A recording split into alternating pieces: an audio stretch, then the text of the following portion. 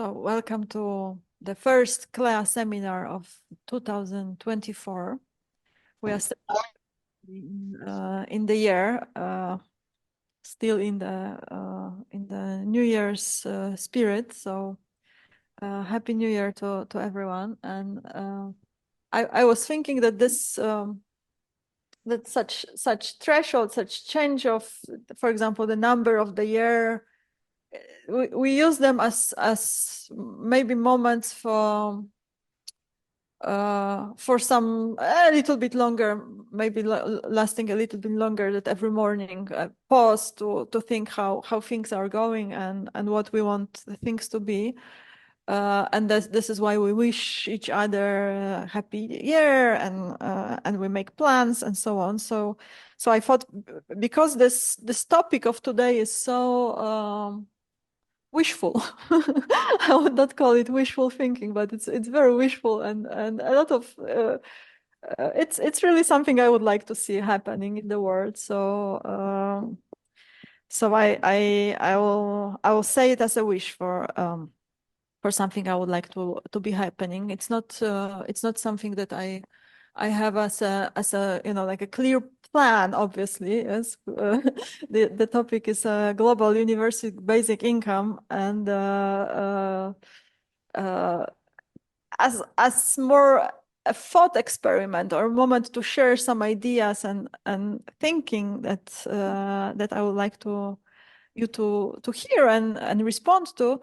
So it's obviously not an agenda or a plan, but a conversation about what could be good to have, in my view, and I wonder what you will say to that. Before we start, I would like to invite you to a short exercise. Short exercise in imagining. So if you could, it's not something to share. It's like for you individually. If you could, if you want, you can close your eyes, but it's not very hypnotic. So if you think about yourself and your activities that you are engaged in all year long, okay, like take the past year, take the coming year, and all the activities that you are busy with every day. Just recall them, okay? And then think of, it's a very strange meditation. Think of money, okay? Think of, it's not usually how meditation goes, but think of all cash flows that you are receiving yearly, okay? All the money that come to you for whatever reasons, okay? And now imagine this, and this is an imagination exercise. Imagine that from now on, this volume of money is coming to you every year, irrespective to what you are doing or not. And by every year, I don't mean by the time of retirement or by the time of the change of the government or whatever. I mean like every year forever until you die, okay? This amount indexed by inflation, okay? Can you imagine this? So now the question I have to you, that it's not a question to reply, but just think about it. Thinking of all your activities during the year, what would you be doing more of, and what would you be doing less of? Take a moment.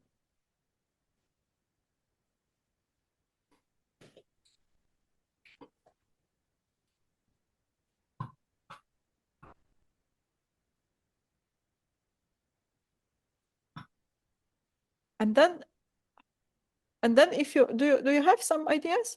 Something is coming up. So when you have this difference, you are doing more of something and less of something. Think of the overall impact of your life that would accumulate from years like that. Okay, take 10 years or 20 years. of doing less of those things that you are doing and doing more of the things that you are doing less of the things that you are stop doing and doing more of the things that you choose to do in such circumstances, such economic regime. Okay, what would be the overall impact for you, for other people you are close to, for other people that you are further away, for the whole world?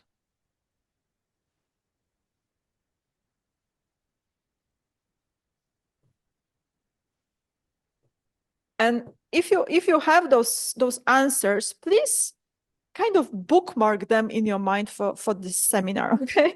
Because I want us to have real understanding of the impact of a different approach to money, to how humans live and what humans do.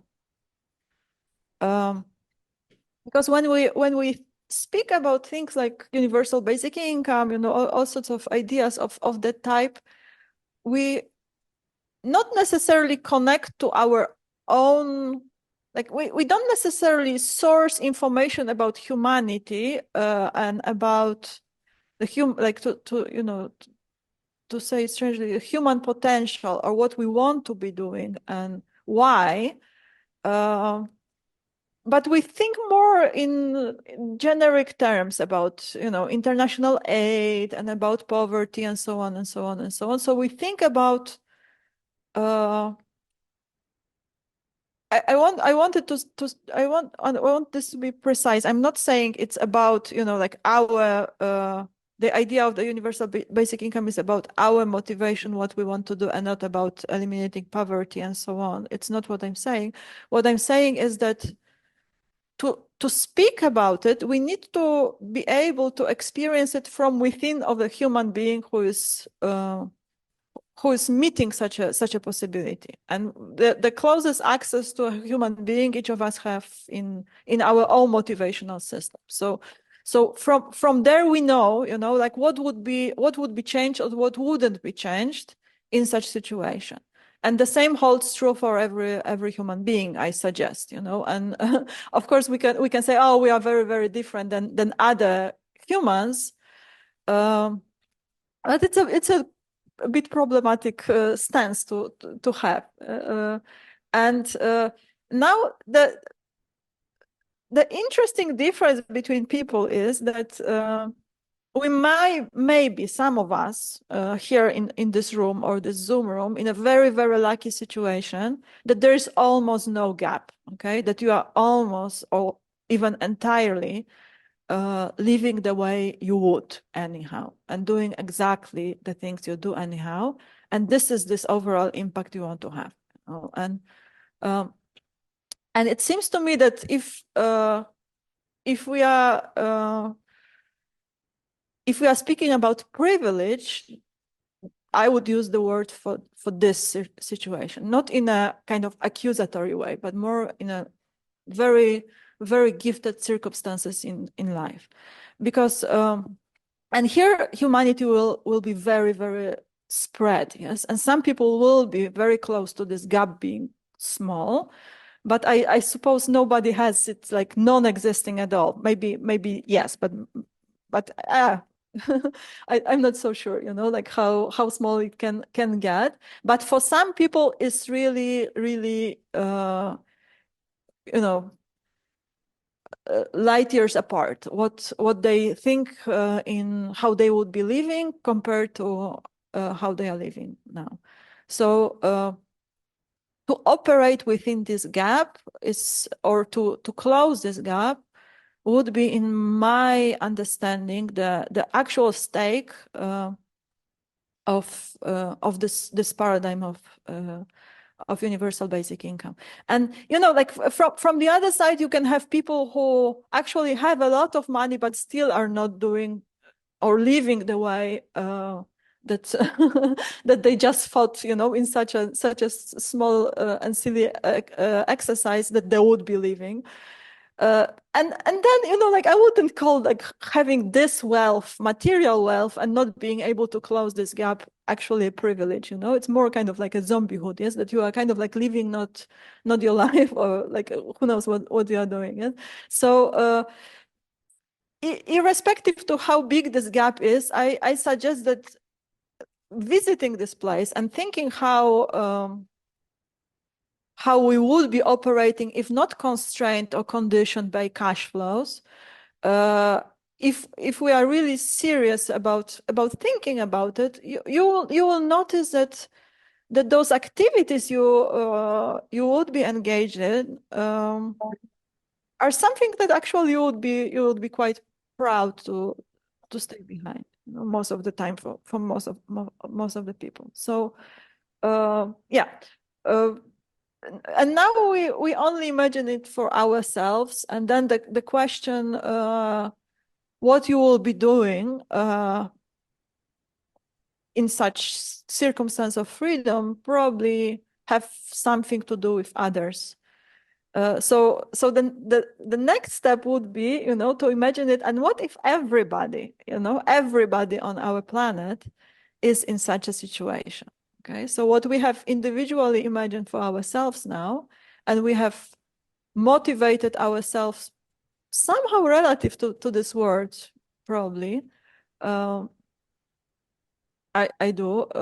But what if everybody was already in this sense? So I think like my major motivation in really, like kind of obsessing about this idea of basic income is curiosity about that. I would really love to see humanity getting to this point.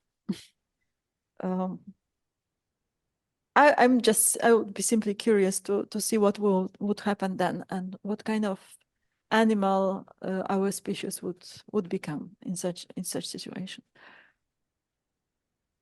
So it seems to me that one stepping stone in discussing universal basic income is really understanding humanity and humans, and our motivational structures, and what we would like to do, and what we care about, and so on and so on. And of course, we can easily debate it and say, but it's really really a very small fraction of people that would have an impact better than or greater than they have while conditioned by contracts. So this is, I know, debatable, and I want to come back later to this point. But this personal bookmark, if you have it, if you like really think about it deeply for yourself, and you know yourself, like you know how constrained or unconstrained you are, what you are up to, what you are doing. This is a source of information about the human mind that you cannot really get so easily just thinking about like in humans in aggregate or some demographic type of consideration. But another misunderstanding, in my understanding, or like a problem with understanding that comes at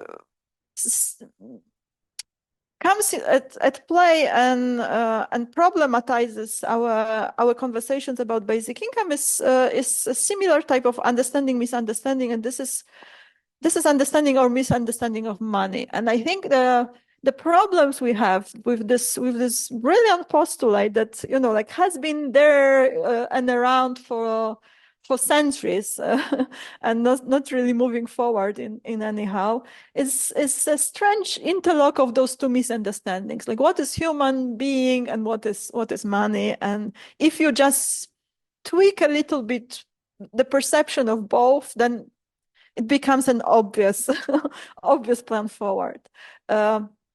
So to and like it's maybe even silly to consider what is money, and everybody knows what is money, but the more people discuss and analyze, and theorize what money is, the weirder this phenomenon becomes, and and quite problematic to understand in a similar way that languages. And I think that there is a similarity between language and money in how, as if obvious, and it is, and when it's not obvious at all, and how it works, and how it structures our reality, and how it structures our perceptions, and how it becomes, it feels like a tool, but it's something much more convoluted than a tool. Money and language have quite a lot of in common in that sense, and if you think about both in more symbolic terms, they are quite analogous in thinking in terms of representation.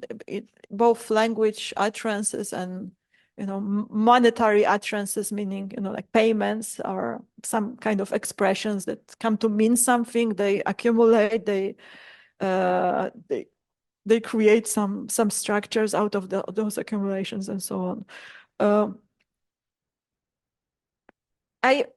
In my thinking about it, and I'm curious what you'll say to this. I'm not really convinced by this most often currently brought up understanding of money as money is a value representation. So you have values, and you have a flexible, abstract way of representing those values in a flexible way. So this would be more kind of like an interdisciplinary or transdisciplinary understanding of money. And the more I thought about it, I started to have the problem with this value representation paradigm or way of thinking, because to me there is too much ontologization of value in money by this understanding, because representation is almost a value or a value in itself. So you have values and you have value representation, and those representations, we know that they like from real life, we know that that oftentimes they are stronger than actual values. But even in theoretical understanding, when something is a value representation, it seems ontologically kind of equivalent, at least at a certain level. I'm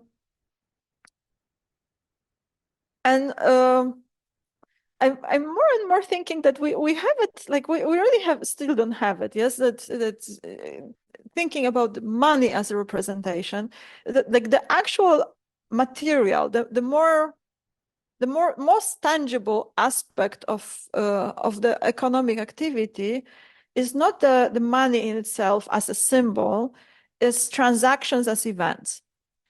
And this is the process, the event or a process of a transaction is this a little bit more tangible material than this more abstract concept of a symbol that stands for value. But if you think about transaction as a unit, okay, as an event type of a unit in the system, then transactions, like if you think of a transaction, it's not an exchange of value. Okay, if let's say you, Marta, you sing a song, okay, and I give you a €1 coin for that, okay, it's not really that we have exchanged values. You have provided values, yes, and I have rewarded this value somehow. And it's maybe I'm like I thought I'm saying almost the same, but there is a difference between one side or the other of that. Yeah. So you could think about those something like a value representation type of happening in transactions, more like indexing values. Okay, I index okay, this is worth that much, rather than we exchange the value. What type of exchange happens is when you take this index and you reapply it to another value. Yes? So you got indexed by 1 unit, and then you got a potential for indexing another value. And this is so in that sense, it's more like a chain of events than an exchange of values.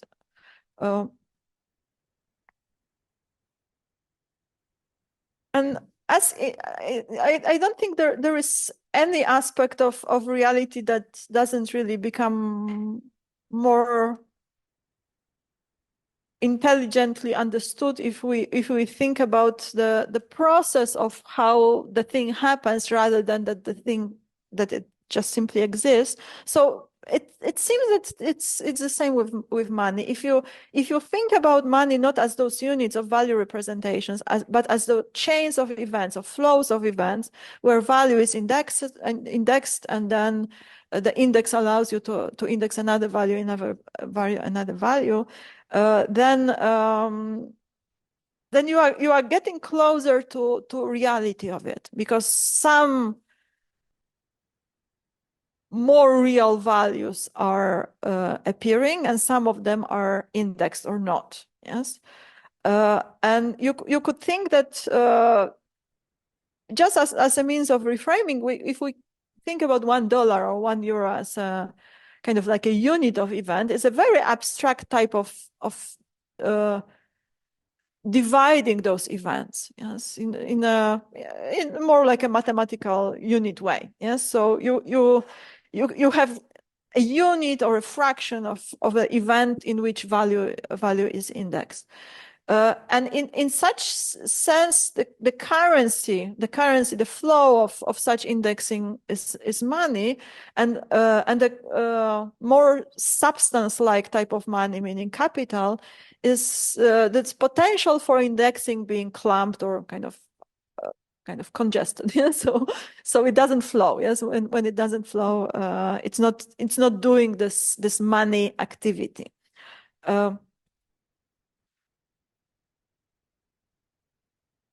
The trouble, obviously, with all such events, if you think about them in those terms for now, okay, so money is this flow of events of indexing value. That would be the vocabulary. Then what is the problem is in those flows that we know this problem is that any instance of indexing of value cuts off a web of contributors to this value, and we all know it. I know I'm not saying anything new here. I'm just kind of like rephrasing to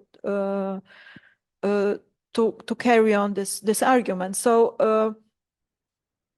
when Marta sings the song and I give her €1,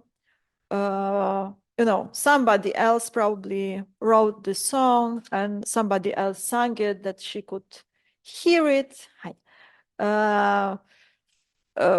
Somebody else, brought her up so that she's actually alive and able to sing. Somebody else was feeding her.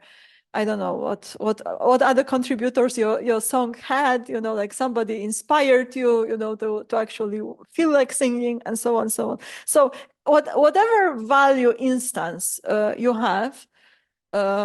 That is becoming indexed by this €1. Obviously, there is infinity of it's kind of like a ripple effect, or of those contributors to contributors, including like all our ancestors computing the DNA of human race, capable of singing, among other things. Yes, so it's always obviously like this indexing is the structure of this indexing is cutting off the contributions to the value. By the very nature of the invention, the invention in itself being brilliant, and also probably much more just in actually including all the contributors when you had small tribes and, like trading. So this spill out effect to all the contributors to the value being exchanged was actually happening, but not in our reality, of course. And any political or technological process, among other beautiful things that it may be doing, is also increasing the space that is cut off from any instance of a transaction. Because if there is more exposure and more interaction and more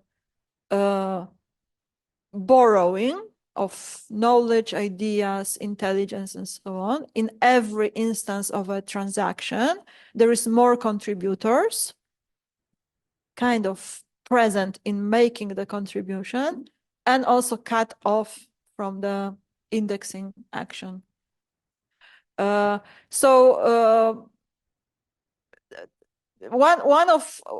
of the ways in which our contemporary societies are dealing and kind of offsetting this effect is, for example, taxes, which is a very nice way of re-including the contributors, the potential contributors, by the fact that when there is a transaction, then some percentages of those transactions go to other people than the one that is nominated as the contributor. Though obviously taxes are not a tool for tracing contributors, yes, and they have other purposes. So they reestablish the boundary of a cutoff somewhere else, more inclusive, probably more just and more supportive for our societies that if there weren't taxes. But like the obvious, cutoff boundary of a tax is the boundary of a country. Yes? So if again you sing the song, I pay you €1 and you pay your 50% tax to the Belgian government, it goes to schools and so on and so on. But the actual contributors to your song, for example, were some, like Chinese artists that you have been listening to, and it doesn't trace back to them. Yeah? Or, your mother who taught you to sing and she's living in a different country. Okay, so like obvious, like it just as a way to illustrate that there, like, taxes, even though they are making transactions less cut off, they are not tools for getting to the actual contributors to the value. So I would say that all transactions on Earth, and I was trying to get this number, and I found some numbers from multiple reports on whatever types of transactions that are happening in the world. It's probably wrong, but this is what I found in several sources combined. It's not a single source. That there is 2.53 quadrillions of dollars in transactions per year. Okay, so if you take $1 as a unit of a transaction of this value indexing transactions, we have 2.53 quadrillions of instances of cutting off the value in some culturally arbitrary way. Nobody's protesting so far. Okay. All right. So this is what I said. Okay. So that's other way of kind of recapitulating what I said. So we have this amount of events that are cutting things out, and if you think about this, sense or attitude that money is, like something kind of evil or dirty, or we don't want to we want to have as little to do with it as possible. I wonder if it has something a little bit something to do with that, you know. And then if you think, okay, €1, some cutting off, okay, but then, you know, millions and millions and millions, yes. So there is this accumulation effect that the more resources of this sort are accumulated when they are established by such a structure, you know, the more cutting of this cutting off happening is included in its existence, yes, in its continuous process of, you know, transaction by transaction by transaction happening.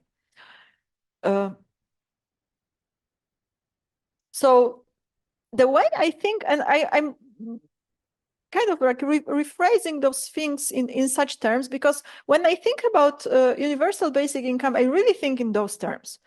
Most of all, you know, so that would be the way of re-innovating money structure on this level, that instead of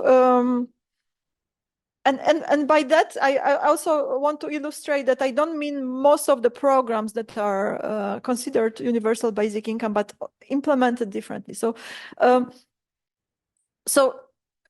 imagine that instead of those events of cutting of value at every step, in such a sharp way, you would have something that would have those instances of each value indexing would have this soft boundary that would spill something out to everybody. Okay. And it's not a tax. It's something different than a tax, because tax has an entity that introduces this, and this is governance, and also has a logic of that I mentioned before, which is different. So think about it as the soft boundary of each event of value indexing that doesn't create the cutoff. Okay, because it spills to all contributors, and arguably every contributor is involved in every value on this planet. Okay, it's an academic discussion, of course, but to my understanding it is, because it's contributing even the computational power to have genetically mastered all the tricks that you are using for living, like, you know, breathing and your heart pumping and your genes working and your immune system working. This is also a contribution to the song. So the calculation I managed to put together is that if the spillover from all transactions on the planet would be set on the level of 2%, meaning like it's really like not changing that much. 98% functions the way it is. This would give $550 per month to everybody on the planet. And this means and this means that there would be some 50 billion more events of value indexing, meaning there would be this amount of additional flow in the economic system. Okay? Because this is where money is so funny. It's not spent; it's put to flow. Yes, and then the only places where money is clamped in this potential that is not used is where there is a lot of money. But when there is small amounts of money, it continuously works. Yes, so $1 will be spent, you know, like every day, and it will create chain of 365 transactions in a year, one unit, monetary unit, because it will be, you know, like spent and then spent again and then spent again, and like in those chains of value indexing. So this kind of a setup, it's really on the level of a transaction fee for all those transactions. You know, for PayPal, you can pay a transaction fee. Imagine that all transactions are priced like that. But it doesn't create this effect that that you might be, worried or not. Okay, but then this money loses value because there is inflation and so on. It doesn't, because it's not a production of an additional monetary input to the system. It's not additional money to the system. Yes, so inflation is created when there is more units, but when there is more exchangers or more transactions, the economy is strengthened, not the other way around. Yes, so yeah, so this type of soft boundedness of such flows would, to my mind, change the nature of monetary transactions completely, because there would be no place in the system where this cutting off would be happening. On a system level, on the individual level, you can probably imagine, if you study situations around the world, and like how much money people have, and what are life trajectories, and I don't know, like when people, like what kind of money people need to go beyond the level of poverty, and why they are engaging in activities like war, why they enlist to become soldiers at war, why they cannot relocate when there's danger for them. Like if you factor this $550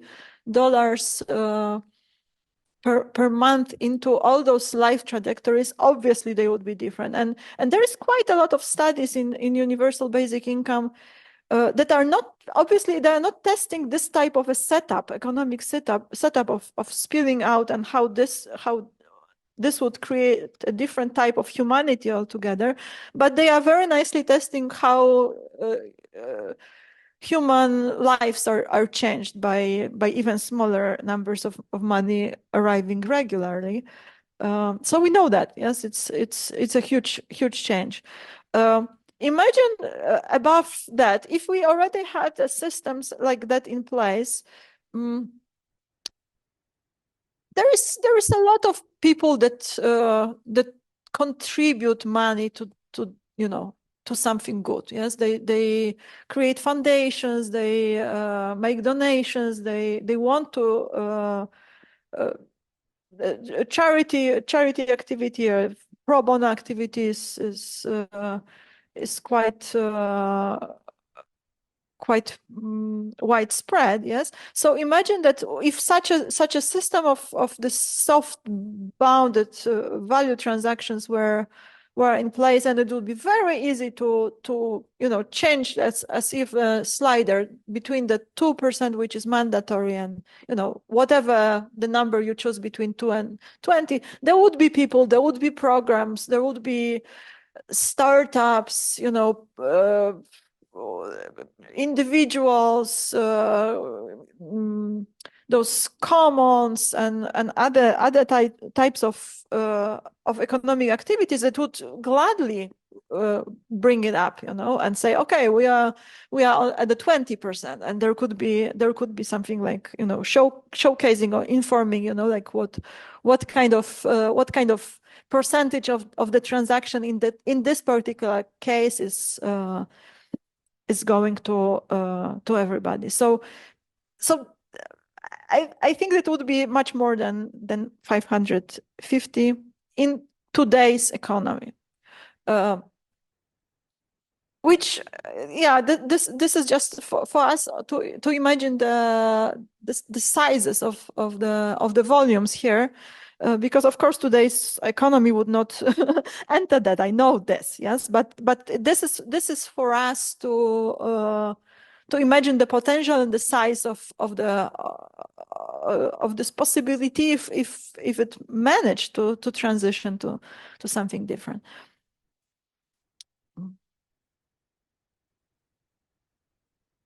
So now this is the second episode of your imagine exercise, which I already mentioned before, that it's now not about you only, okay? And imagine that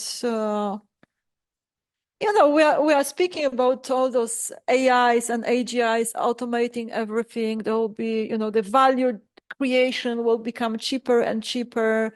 It will be, easier and easier to afford even bigger percentages on those value transactions than 2%.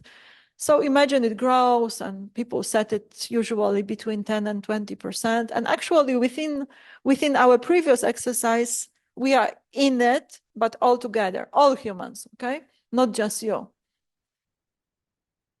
All humans are in this situation. Now it's a funny change, because it might be that what you will be doing less of and doing more of, and what your desired impact will be, now will become something different.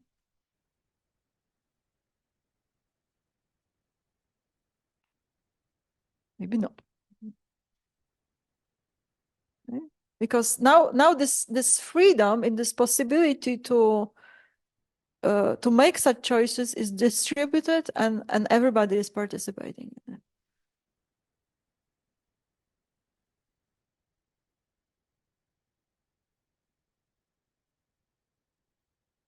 So at that point, when we are speaking about our own choices, we tend to think, like, okay, we'll use such a life freedom well, yes. But when you think about humanity as such, all people, all sorts of considerations come up that are like not so generous in in our assessment what people would be doing it in a situation of such freedom, yes. And there can be, I was trying to identify a few objections that are most common. So there's this objection that is almost religious or moral, and it has to do like moral / psychological. It's some kind of blend of that we become uneasy with such a scenario. Like, aren't we supposed to, like, to prove our worth, to deserve, like uh,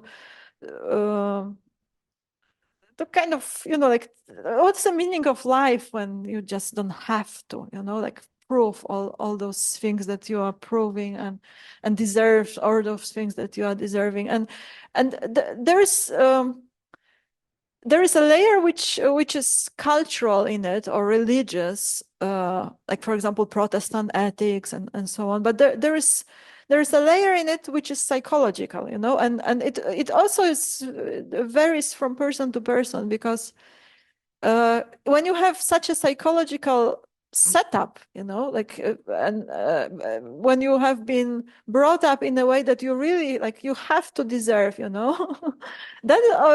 you will not solve it otherwise than on your psychological level, on your own deservedness. Yes, like, could you, like, could the world be such a nice place that it cares for you and it gives you this freedom and it trusts you that you will use your life well.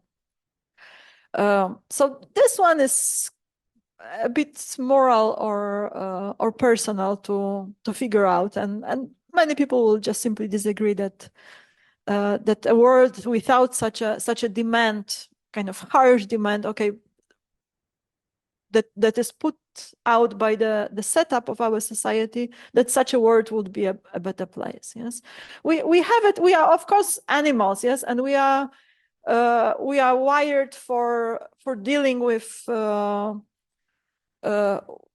challenges for life, and the scenario in which money is coming, and giving you freedom, gets confused with this type of just simply being an organism and knowing that, like, life is full of challenges. Why does it have to be translated to the way social contract is constructed? I don't believe it has to, but it just simply is in our understanding oftentimes. So this is one objection, which it's kind of, like, with a question mark, how this can be ever resolved in our societies. Another objection is this image. That that you imagine maybe a fatter person watching Netflix all day and drinking beer and eating crap food for life. Okay. Then I can easily imagine that for many people in the scenario that we have been imagining, the actual like worth and meaning of life would be getting this guy to move, and, because you would be doing something with your energy, yes, and you would want to be, yeah, all sorts of things that you want to do with your life, and yeah, and some people need help from the others to kind of get infected with some more positive energy, and there would be plenty of energy around, of people who would have ideas what to do, and like how to intervene. But there is another a little bit more subtle point here, because I don't believe that this is like, you see, like it comes back to understanding what a human being is and what is a human nature. It's not a healthy human organism that we are seeing here. Okay, maybe it's just a moment, but I mean as an illustration of a lifestyle. And when you see people in our societies, Western mostly wealthy, doing that, it's not an effect of the welfare. It's not an effect of an unemployment benefit. It's something, again, psychological, and it has to do with inability to cope with pressures, with demand for like proving your worth. So you give up, yeah, and so it's a give up situation. It's not what humans would like naturally gravitate towards, I think. Another objection is this, the statement, like you cannot, like how come you just give people money? Like there is this phrase that you don't give people fish, you give them the fishing rod, because the fish they just eat once, but once they have this rod, then they are set up for life, and this is the narrative of all kind of like international aid, like interventionalist type of social programs type of thinking, in which the idea is that you need to help people, if people need help, to activate them economically such that they become, like they just basically get out of this couch and they are able to work and create and so on and so on. So this, but this objection, you see, like this objection, when it's raised in the conversation about the universal basic income, it doesn't really already belong to the scope that we are speaking about here now, because it's not about the changing of the very nature of the boundary in each transaction. It's about understanding UBI as an aid tool, and then debating, there's other aid tools better than that. So it's understanding of UBI as an interventionalist tool towards a means, and not another setup for money that would make more sense. Also, a trouble with this is that it points to fish, saying that fish is money and the rod is the activities. So you have to be capable to get the fish, and then the metaphor says you cannot just give them the fish, meaning you cannot just give them the money. But don't we have it the other way around completely in this image, that actually the fish that people are up to are what they want to do with their lives, and money is the rod. Yes, so money is the tool, not the aim. Yes? So it's kind of like a little bit twisted in this one. And another objection, and this one I hate, like the other ones I want to discuss, but this one I think it's like super stupid. And the objection goes like that. Yeah, we do like universal basic income, but the guys in Silicon Valley want to implement universal basic income. Oh, therefore we don't like it. Okay. Or all those capitalists in Davos now already in the 5 years in a row are discussing universal basic income. If plutocracy wants it, it's wrong. Okay. So this, like, why it's stupid? Because if you want to have universal basic income, this requires that everybody will agree to it. And when you see the other guys agreeing to it, this means it's possible. And then who is saying that you don't want it? You. Yeah. So I'm now casting you in this, like chair of the socialist. But from whatever side. Obviously, if such a paradigm is ever possible, it will be based on agreement from those different tribes, different cultures, different, positions you are on the spectrum in this whole wealth distribution. If it's supposed to be global. Because what you say, okay, then now I don't want it. I have my other postulates instead.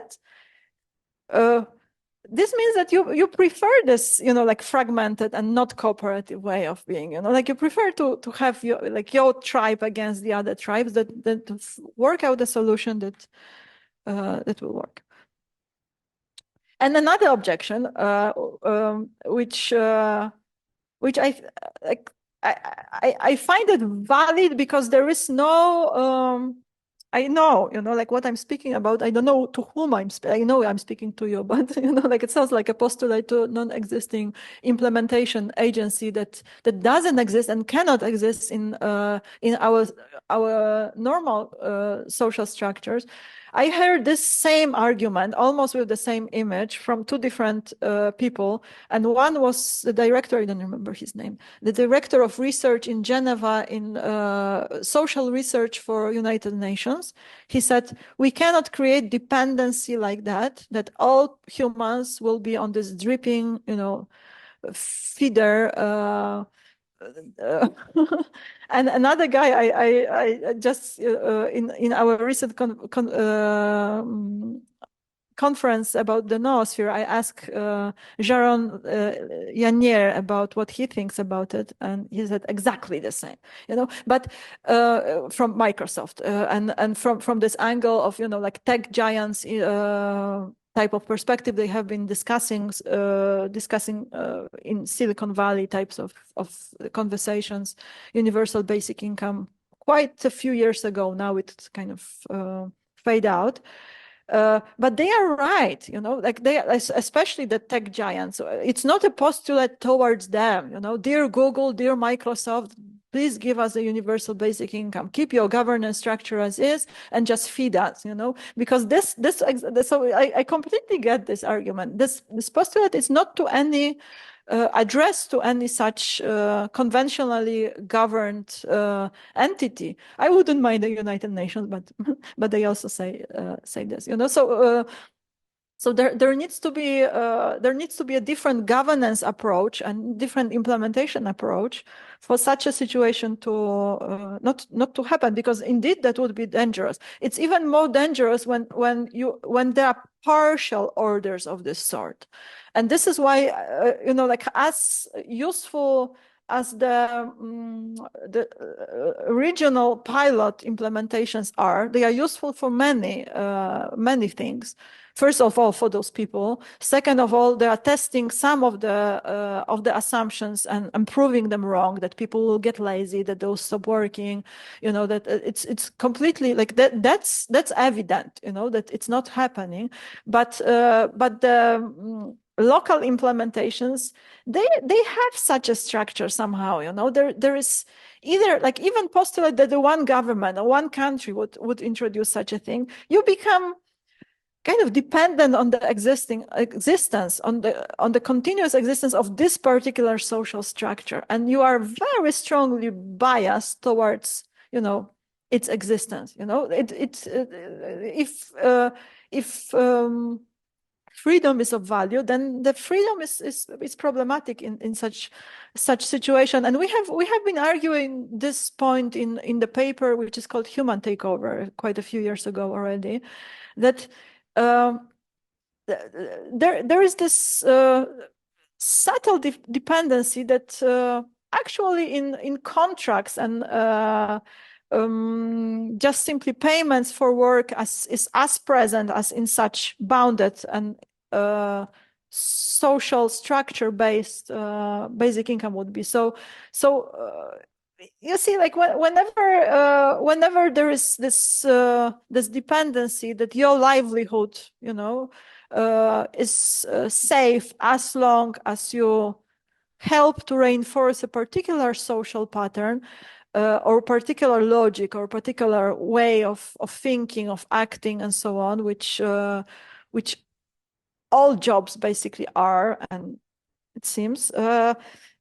Then in this paper we have been arguing that humans have never been in charge yet, and all this Anthropocene, thinking it's not really humans, it's those like higher order aggregate heuristics that human livelihoods depend on, and are linked to, that is in charge. And I would say, then there is no real democracy because there is no real freedom, because there's no free people that would not be dependent and kind of bound to,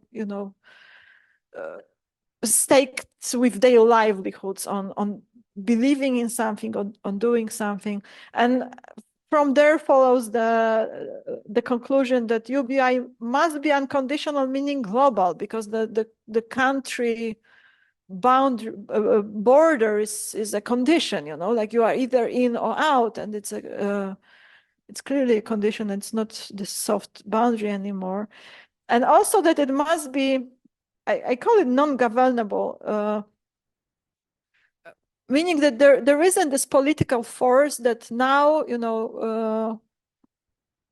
by the virtue of distributing the universal basic income to you, has you somehow, okay? And you need to support this option versus this option, or this angle versus this angle, because this one is paying, basically. So the only setup seems to be, that is available seems to be kind of only now emerging in thinking in terms of social organization in the distributed, self-governing way that you cannot. I wouldn't even say that it's governed. It's like non-governable in a sense that there isn't a single point or even aggregated point in the system that could make a decision to alter a function like that. Then this whole paradigm would create the free entities of human. So and now it's already an invitation for discussion between all of us. Like thinking forward, it's obviously like probably thinking backwards it's also quite hallucinatory as a as a plan, but the way of thinking backwards, like something happens, how did the Industrial Revolution happen and change, the way production happens, how did the internet change everything from now looking backwards? We know, and it sounds reasonable and quite obvious, and of course such things happen.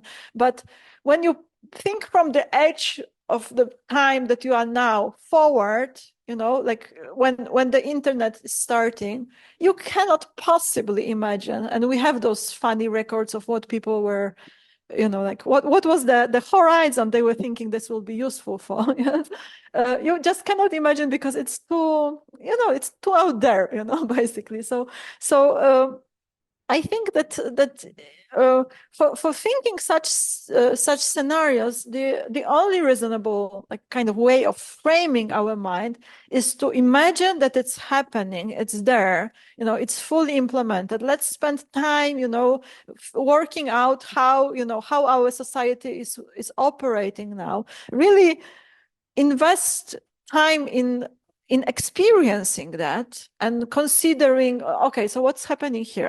It's not happening because like as a simulated game. And only then, like take a time span backwards and use your mind, use your creativity to understand what could have been the path.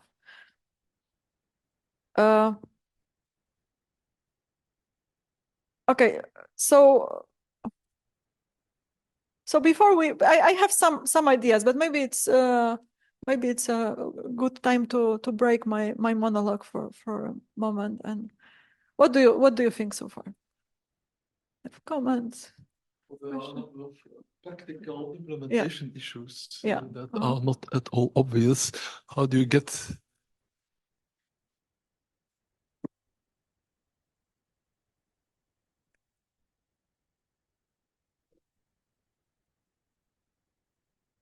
Hello.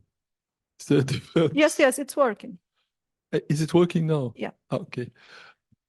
So practical implementation issues is first of all, how do you get everybody to agree to give 2% of every transaction?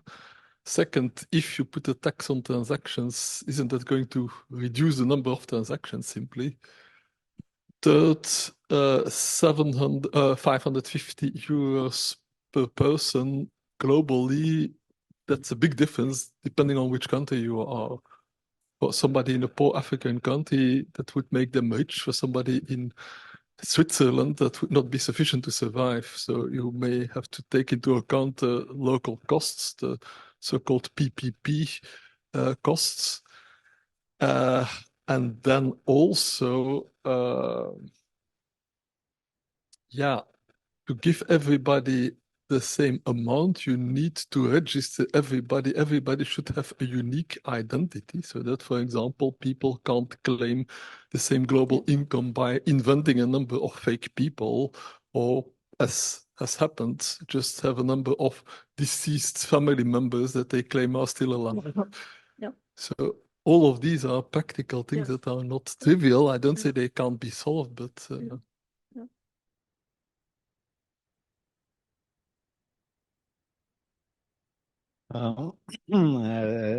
during the conversation till now, I had a lot of reflections and stuff that I wanted to say. Some of them are already lost in my memory, but one point I want to make that is that this whole idea about basic income only makes sense in the light of the relationships between human individuals and the greater body of humanity. So this is where the territory where it needs to be reflected upon. And actually,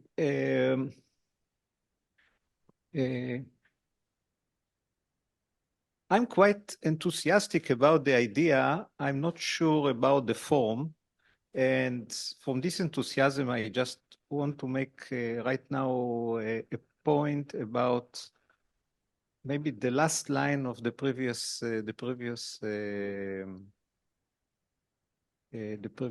slide. Yes, UBI must be non-governable and distributedly autonomous. So here I have some objection because the first idea or the first thinking about universal basic income is by analogy thinking about what is afforded to humans by nature. Yes, initially we got our air, our water, our space of living, our food. This is universal basic income from nature. And if I have to look at this point in a long history, the relationships between humanity and nature is one of overexploitation and abuse because it was never been governable properly by the body of humanity. Though small groups of people who used to are still becoming aware to it, but in all, it's a non-governable relationship between humanity and nature. And I am afraid it doesn't go on very well. So thinking about universal basic income from this analogy, I think it needs to be somehow governable and have a certain global cognitive function that will leave it in a manner which is not abused or overexploited in that in the same manner that we see the relationships between humanity and nature. And going on the other direction from this kind of objection that this is a constructive objection. Yes, it's not something that I object to universal basic income, but the way it needs to be implemented, this is going the other way around. So it must be that universal basic income will also include re-regulating and rethinking our relationships with all the sources of universal basic income that already exist. I mean, air, water, resources of all kinds, energy, computing power, land, green forest, animals, etc. So somehow, for me, it needs to be bundled together because it's the same issue of relationships between human individuals and the overall body of humanity, and the relationships between the overall body of humanity and the sustaining planet or nature that allows our existence in the first place. So this is about, and I will try to recall the other points. Yeah, Zlatka. Yeah, I missed the first part, sorry, but so if I ask a question and you have already answered it, sorry for that. A couple of points. One of the objections that you mentioned, that pretty nice guy lying in front of the TV. I think that that actually is an objection that's very easily refutable because, luckily, I think, because imagine that all of the population of the Earth that is entitled to that basic income decides to live it this way. So generally, I think that first at a certain moment, they would run out of chips. They would run out of cola because nobody would be out. So that is the good scenario where they would have to get off their butts and do something out of necessity, if nothing else. Otherwise, even if they do have the supplies of cola, snacks, and everything, most probably they would eat themselves up to such a degree that they wouldn't be able to get out of the couch. They would be disappearing from the earth. That's, I wouldn't lament it, but okay.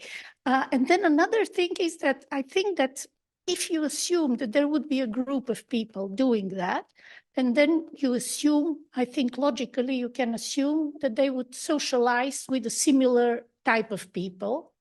And they would just imagine all lying on a couch, behaving in the same way. I think people are such creatures that we do need to somehow distinguish ourselves from other people, like show that we are maybe better in some ways or others. And if nothing else, I think that might get some of those people off their butts. In order to, so in a way, I'm actually not very worried about that particular objection. But what I'm more worried, in a way, like worried in the sense that I think would be a big threshold to go through in order to implement it. On your slide, you speak about the freedom that's a prerequisite for democracy. And I think that actually the big stumbling block would be all kinds of societies that are very far from being democratic.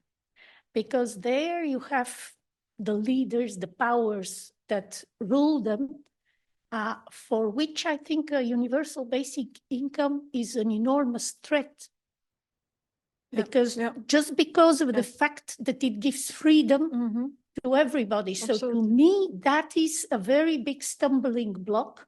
If you want to put everybody to agree to that, Mm-hmm. I don't know what's the official statistic on how many countries or how many people live in democracies now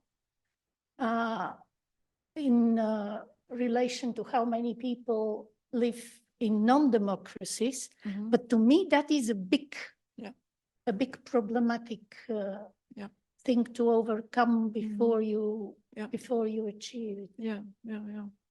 Definitely, there's such an emancipatory power in such circumstances, and I completely I don't know, I really don't mind that in Africa you will be rich out of this, but not in Switzerland. It feels to me just, I don't know,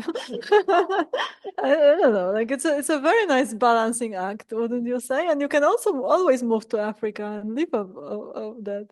So and then actually I was thinking when you were enlisting the things that are kind of maybe part of that basic income already, do you consider genes to be part of that basic income?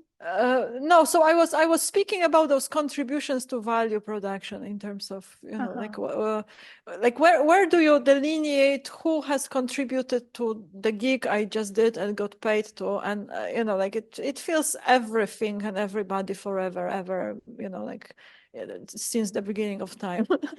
So if we include water and air, shouldn't we include genes as well in a way?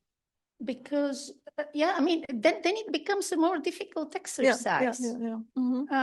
Because $500 given to an idiot and $500 given to somebody who is inventive and creative and so is not the same. So for me, I'm skeptical about clustering such issues into actually contrary to what you are saying, Weaver, that water and this it should be all taken together. I think if we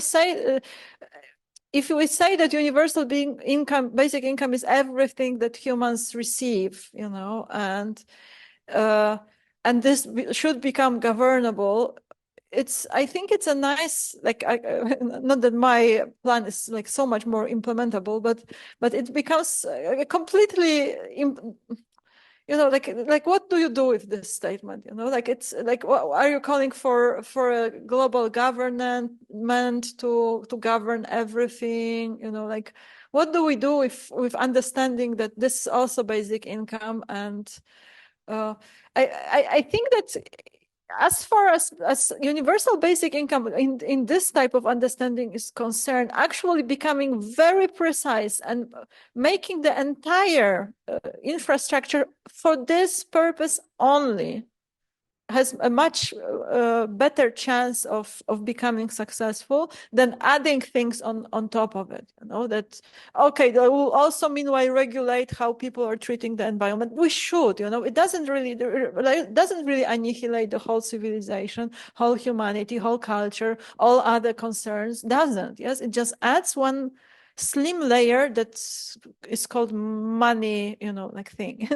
So that just done differently. Yes, and we do need health system, and we do need environmental, processes as they are going. Yes, we also do need this 98% of rewards, going to. Yeah, I'm not saying it's a completely different paradigm. It's just adding this, not adding, changing this type of this cutoff versus spill out bounding within each value indexing. So I wouldn't know what to do with the statement. What's the consequence of the statements that the genes we inherited are also the basic income? And where is the next what is the next sentence in this realization? It's yes, because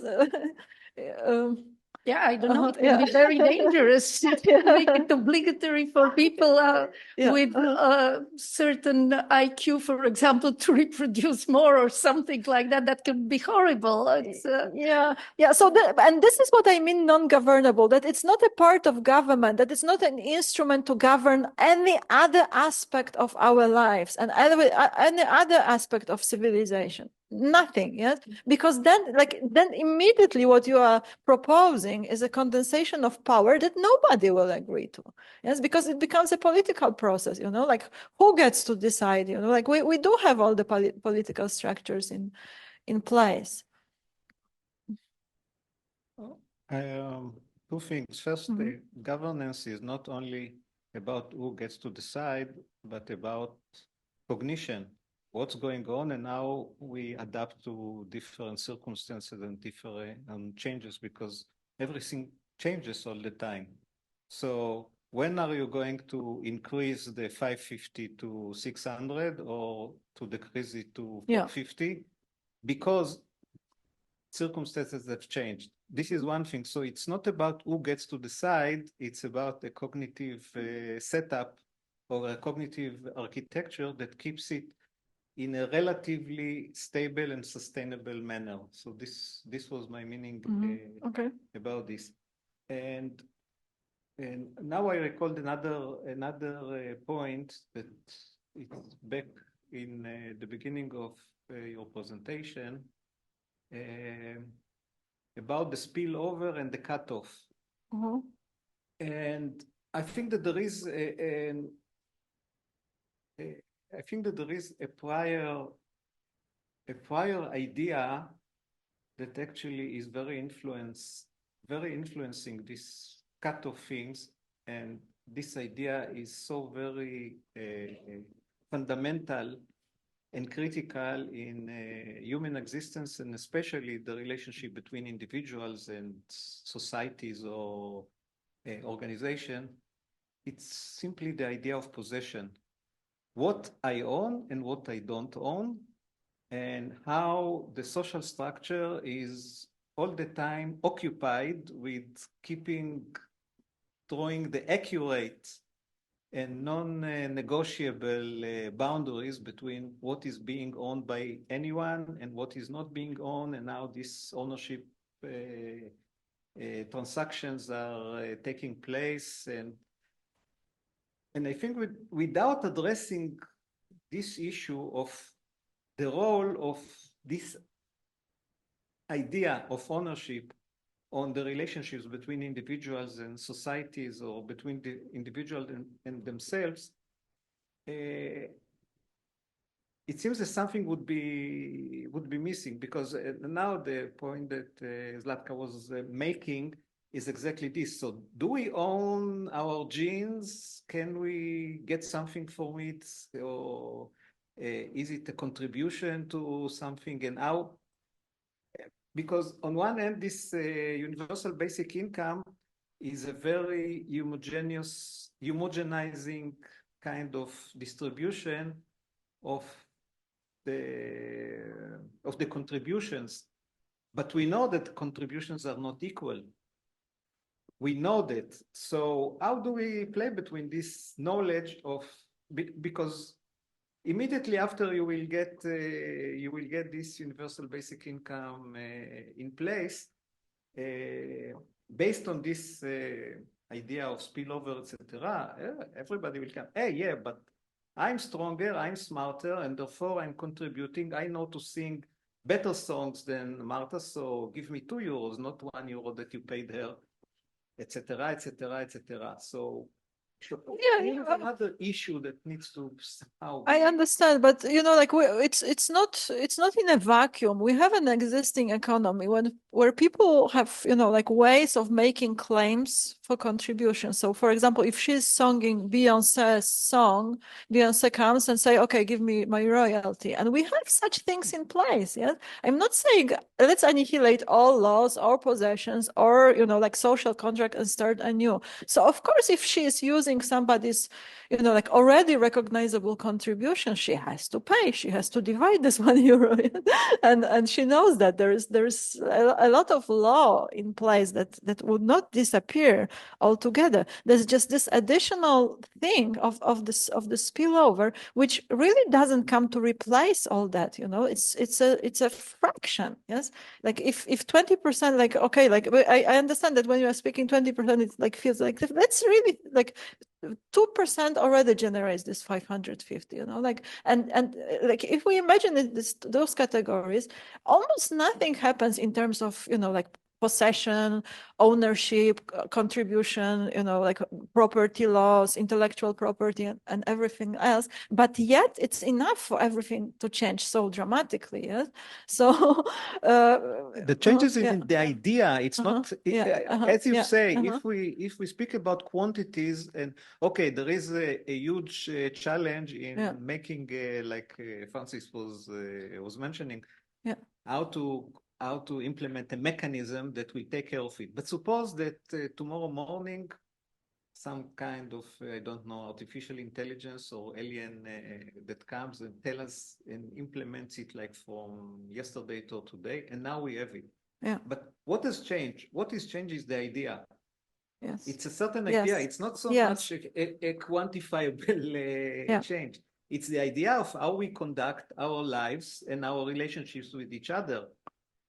And in this sense, I would give up the whole idea about contribution. It is something much more basic. It's like the universal basic income comes to answer a certain other idea that everybody is eligible to live his or her life the way that they consider, without having to prove their economical value or any other value. Mm-hmm. And this is like a right. It's like an ethical. It's an ethical precept that we can decide upon and act upon, and not necessarily having any economical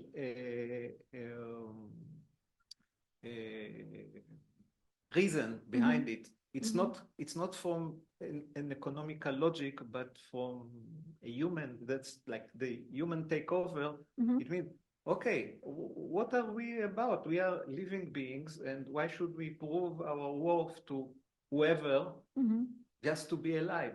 So this is... I completely, like, of course, those are not equivalent, those arguments, the value contribution versus the, like the just as a human right for freedom. The one about the contribution, I'm providing more like why here, why in this transaction it belongs, because you can say, okay, this is a human right, but why should I pay for it, So then, okay, it belongs here, it's more like a logical. And in terms of implementation, I know it's a huge topic, but I have 2 slides to show you still to the path of implementation I see, but I think those conversations about the fundamentals are very necessary before we even start speaking about implementation, because if we start speaking about implementation, we have completely different setup in minds and values and what's working, like serving what. So then the implementation conversations really don't make sense, because everybody is speaking about something else. Francis? I wanted to speak about the universal principles, and I think it is indeed a very good universal principle to give everybody a minimal ability to sustain themselves. And there are several arguments for that. One argument I've recently been giving in a paper is that if you constantly have to worry about how you're going to make enough money to survive, it means that you're stressed, it means that you're less creative, it means that there are very nice studies. There is one, I don't remember the name of the authors, about poverty, why poor people also typically have all kind of other problems, and their argument is not it's because the poor people are lazy or they are stupid. It's just that if you are so stressed that you constantly need to think about how am I going to get enough money to pay tomorrow my rent, or to go and get food for my children, you can't think in the long term. You can't go and study, you can't work in a disciplined way towards a long-term procedure. It's just too stressful. So taking away that stress is one basic thing. And consonant with that is the famous theory of Maslow of the pyramid of needs.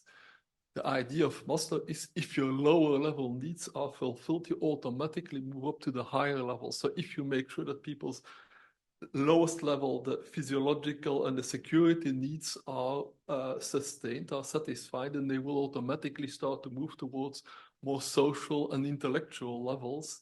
So that is another good reason. And then something I just had this morning, which was actually kind of funny. I was reading about the biblical story of Sodom and Gomorrah, those two cities that were destroyed by God because he was angry at the inhabitants there. And it's usually looked at that he was angry because they were homosexual, but there are other interpretations of the same Bible text. And one of the interpretations is that they were very selfish and they didn't help poor people. And if a beggar would be there, they would kill the beggar instead of giving him food, and that was the reason why God destroyed them. Which I thought, yeah, maybe that was more. I think in those days, probably that was more of a moral than. I don't think they really cared much about homosexuality in those days. I think they were more thinking in terms of we have a tribe, we need to make sure that everybody there survives. And so indeed, that solidarity has existed in humans already for a very long time. Hunter-gatherers, if you're too ill or too old to hunt, well, you still get food from the hunters. There is a sharing there. So it makes sense.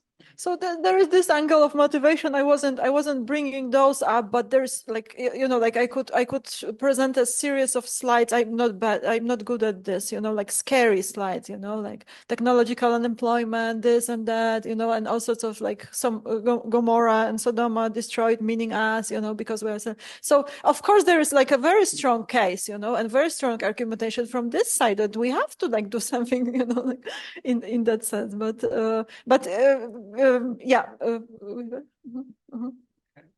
technological unemployment is really scary if people still need to be employed in order to survive. Exactly. But if they don't need to be employed and earn money in order to survive, it's not so scary. And also, I was thinking about this guy on the couch. I think the attraction of many people to this image, like, okay, I will sit and I will eat popcorn, drink cola, and watch TV or something like this. I think this idea or the attraction of this idea is because it is contrasting what I have to do every morning, like to get up very early and not see TV, but run and do some senseless activities that nobody needs just in order to get my salary slip at the end of the month to pay my debts and stuff like this. So if I solve one, maybe people will not think anymore lying on the couch and watching TV so attractive. No. For sure, there will be an issue, at least on the transition period that can take like one generation or two generations. There will be a different kind of unemployment, which we by today call boredom, because people will not easily educate themselves to come up with ideas of what to do. So they will be bored and will engage in boring activities. And this is not very healthy. But I think that if a whole generation is being born in such a situation, it will be completely different. Yes. We cannot even imagine how it will be. Mm-hmm. But I don't think that they will have the same problem of self-employment, not in the sense of earning money, but what to do in your everyday life, how you spend your days, how you spend your energy. Mm-hmm. Of course, there will be always those that will sit in front of the TV, but I don't think that will be a problem. Yeah, I would like to move still. We still have some time to this implementation idea, but before we do, maybe somebody from Zoom side would like to say something. Zan, Gerard, Jihan, Thomas. Well, I could ask a couple of questions. First, I just want to say this was a great talk and very well put together to address this topic that you started with. And I think the three future talks that I would love to hear that are just huge topics that are suggested by your talk are first, you mentioned the idea of taxes as a way to implement this big idea. And then that the primary objection would be that people need to prove their worth. And a possible sequel would be to look at the work of Henry George, whose best-selling book in 1879 was really suppressed by the capitalist powers that be, because he was suggesting that the accumulation of wealth leads to the capacity to produce more wealth without contributing any value to society. And he was particularly focused on the acquisition of property, land ownership, which only the reasonably wealthy can accumulate property and then become more wealthy without actually doing anything.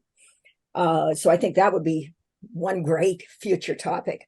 And the second question that you raised that I would love to see as a future topic was this whole idea of IP and creativity and the valuing of that. Of course, there are a number of people working in the smart contracts domain, and the question of how you look at this value chain. I think it's a very, an area that's being really focused on now.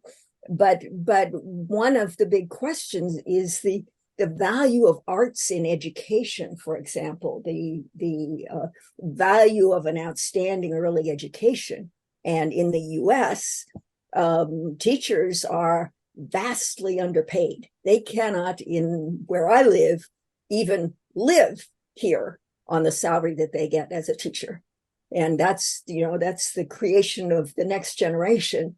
That the people responsible for that are not being adequately paid.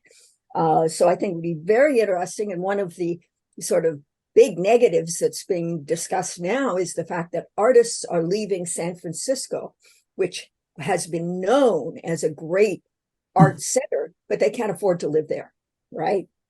And so the question is, how is this going to reduce the attractiveness of San Francisco? I mean, tourists then are not going to want to come. The many attractions are the result of the great performing arts and great fine arts of various types. So that's the second question. And the third one was the whole idea that perhaps this universal basic income idea can be connected to greater equity in very subtle ways.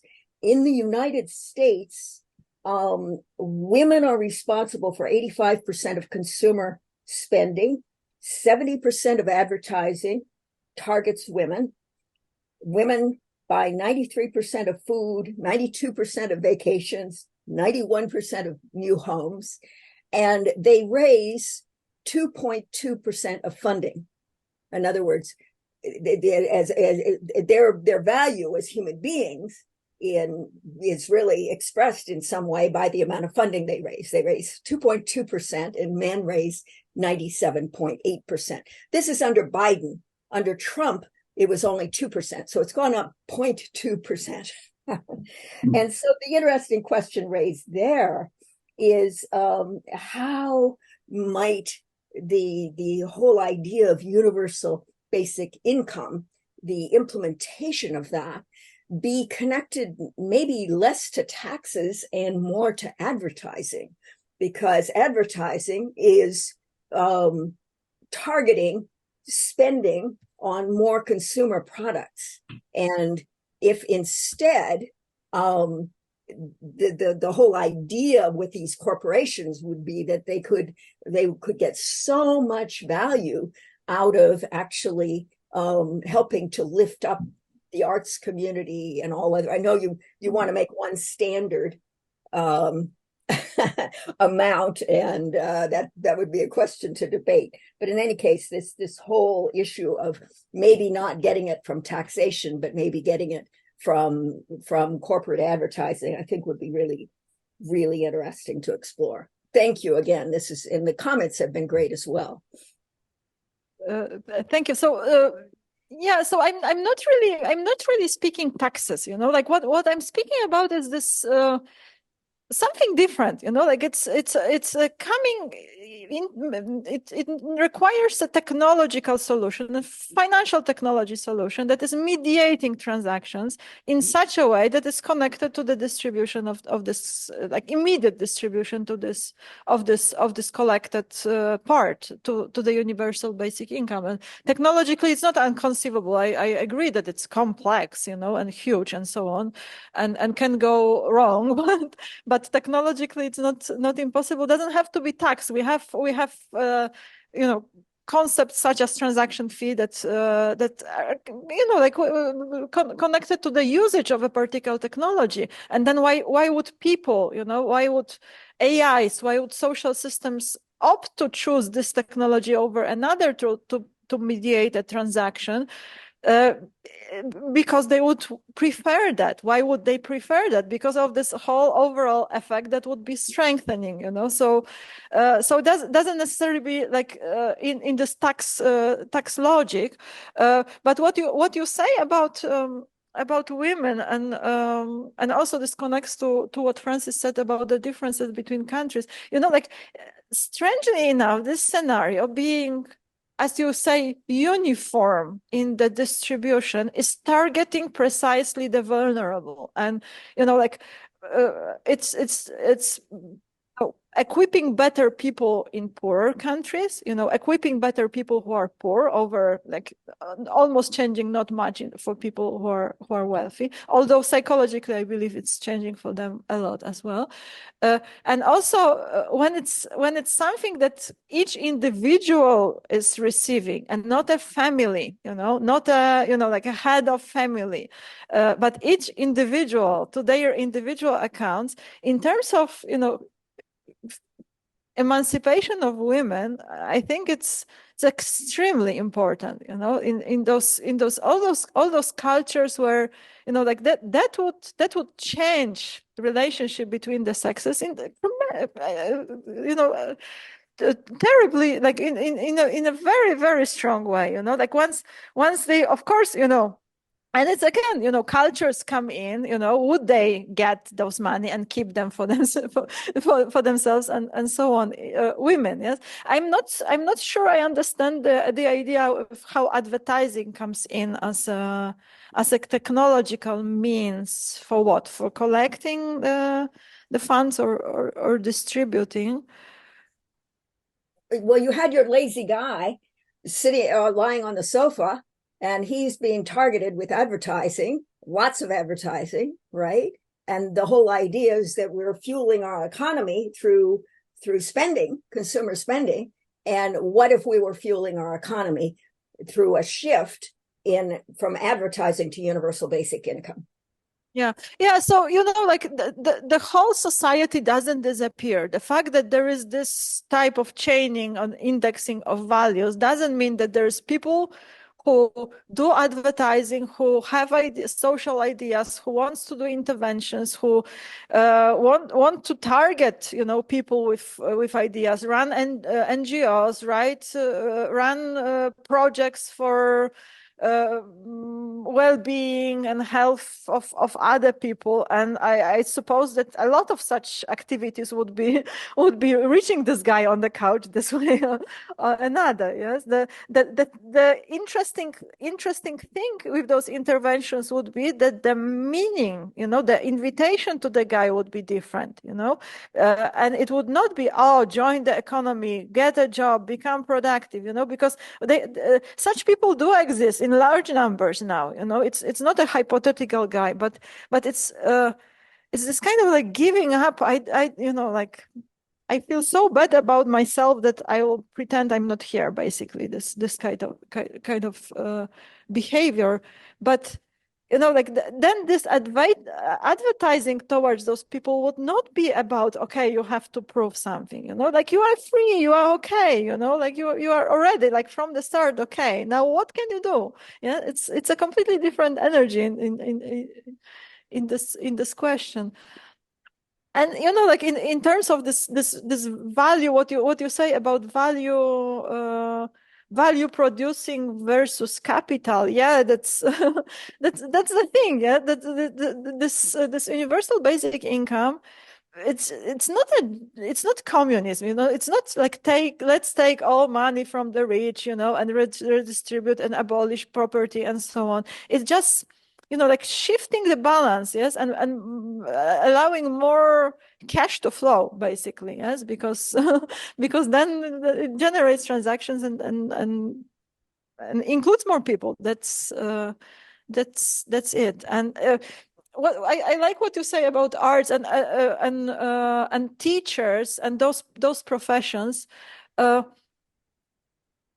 There's those studies, the pilot implementation of basic income are consistently showing, and it's no, like, I don't know why we need evidence. It's kind of like no surprise at all that people in such setups do, you know, start to spend more time on creative activities and on also what is called care work, you know, and all sorts of things that are not connected to money that easily in our economy. Yes? So they use this freedom to become, you know, like more creative and to spend time with each other, and then, you know, how maybe they would not need to move out eventually from any place having such setup, I think.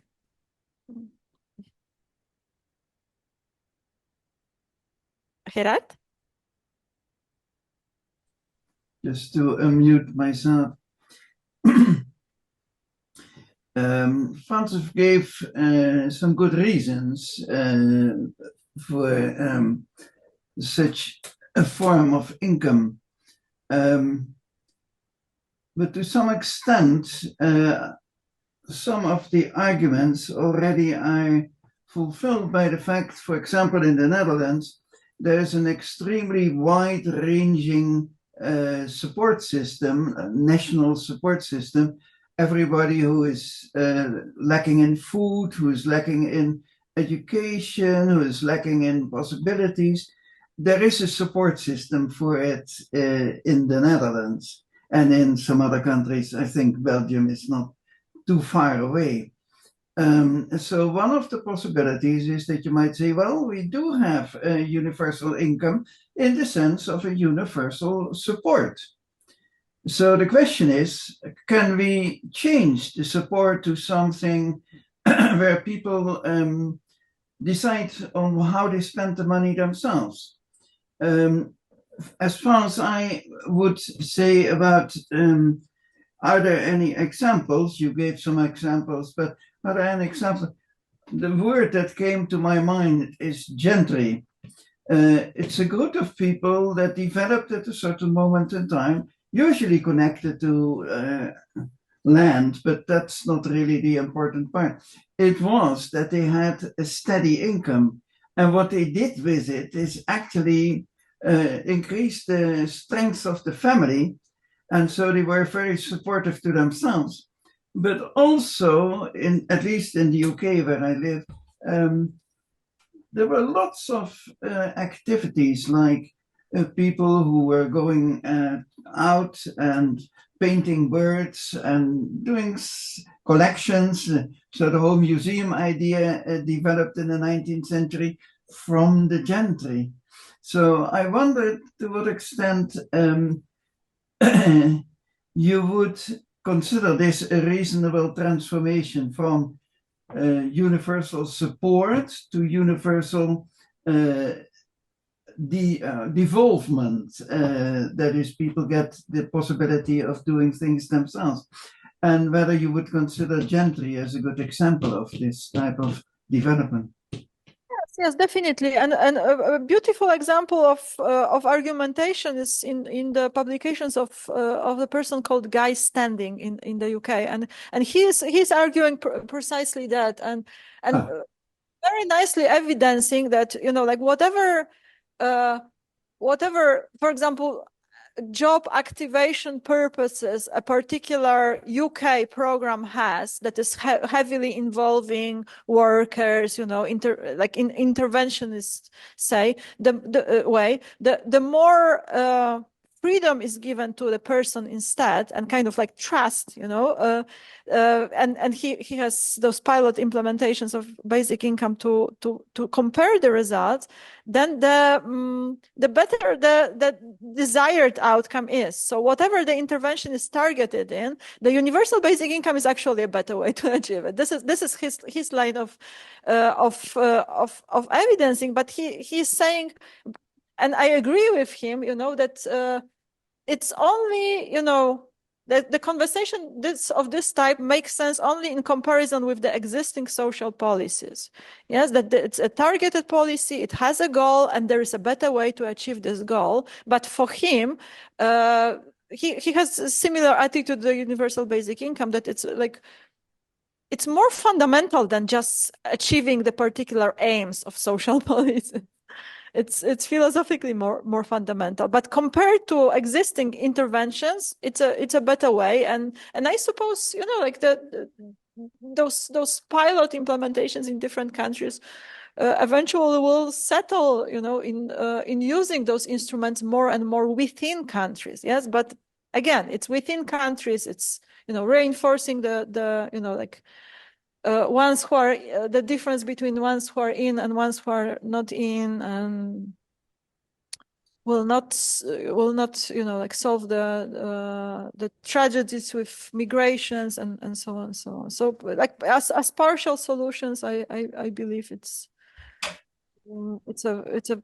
a better instrument for many. Like, what the problem with social policy is then that it's actually very lean in terms of, you know, workers' involvement. There's not so many social workers needed. You just make a cash transfer, you know, instead of like making restaurants that offer meals to the poor. You know, there's so many people can be involved in you know, like that. Yes, but if you make a cash transfer, you don't have to build all those infrastructures and cook all those meals. You just give them cash, and I just wanted to, because it's the time is closing. So just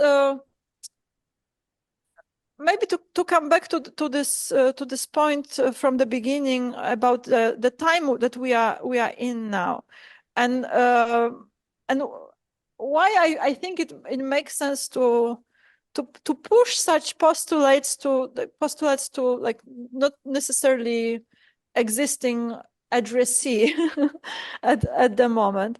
We are in a time which, in this respect, in respect to transactions relative to values, is a tipping point. It's a tipping point of a very dramatic change, I believe. Let me go to this one. So, wouldn't you agree that if we take a time span, for example, from 10 years from now, in 2033, the composition of those transactions of all transactions that are happening on the planet, meaning the contribution of value and the type of indexing, will be that the ingredients in all those events will be different than today. And why they will be different? Because there will be, in most transactions, if not all, the work or the value that is being rewarded will somehow be involving an automated aid, an AI type of, you know, automation or something like that. So it will, since even if you think about AI as a simple tool like a calculator or a phone and not an AGI, you know, like type of intelligence, the work inputted to be rewarded will have this component. So now it doesn't have, or just slightly has, but in years from now, it will be heavily, relying on such components. So we are now, this year, in a situation that it's just starting to happen.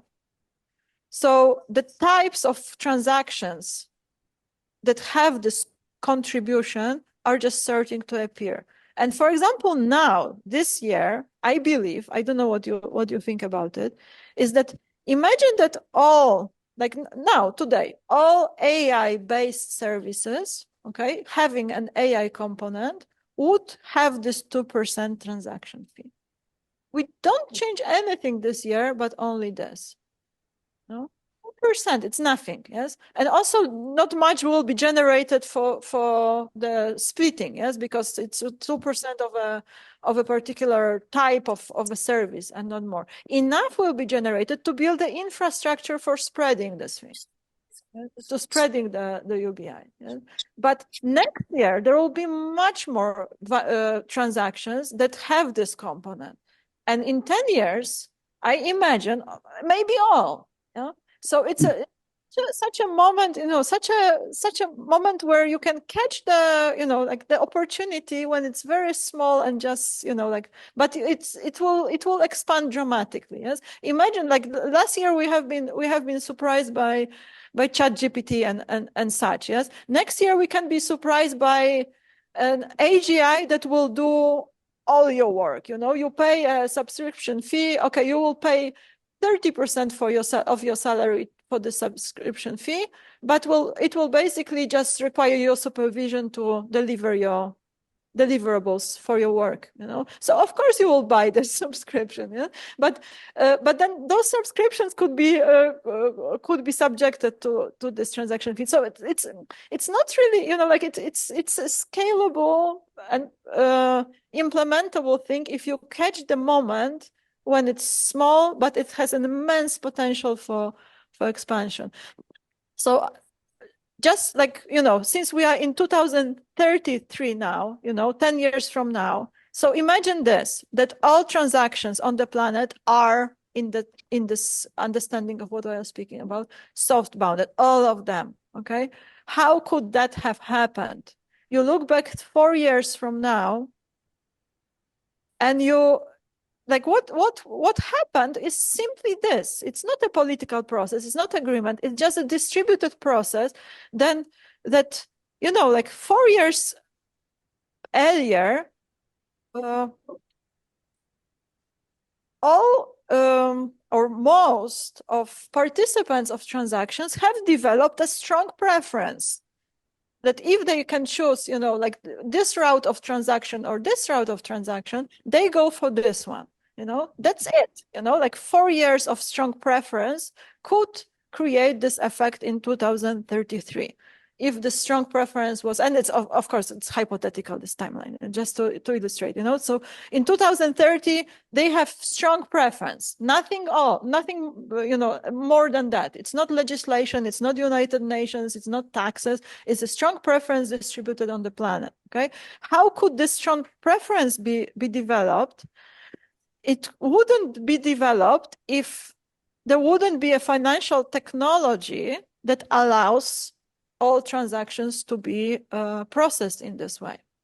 So it's maybe not sufficient but necessary condition for this strong preference to exist. There would have to be a technology that allows for that.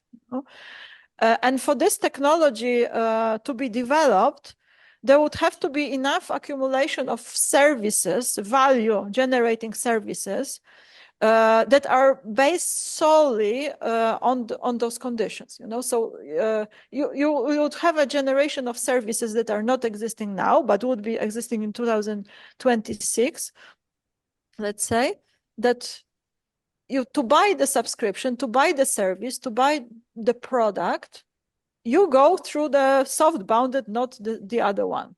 Okay, this is all. Yes, if it was powerful as a technology and would be available only through such transactions in 2026, this is probably sufficient, you know, for this technology to be developed. And then how would this situation in 2026 be possible?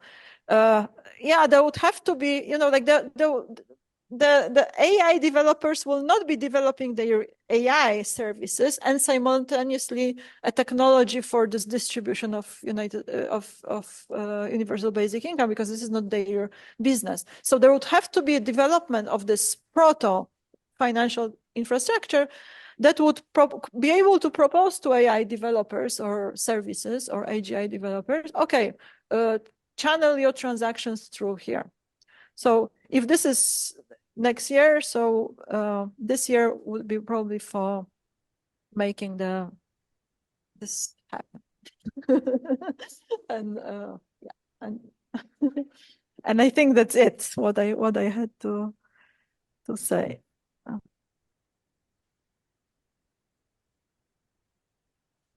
Okay, to stop on this. So thank you, everybody. Thanks. And see you in the next seminar.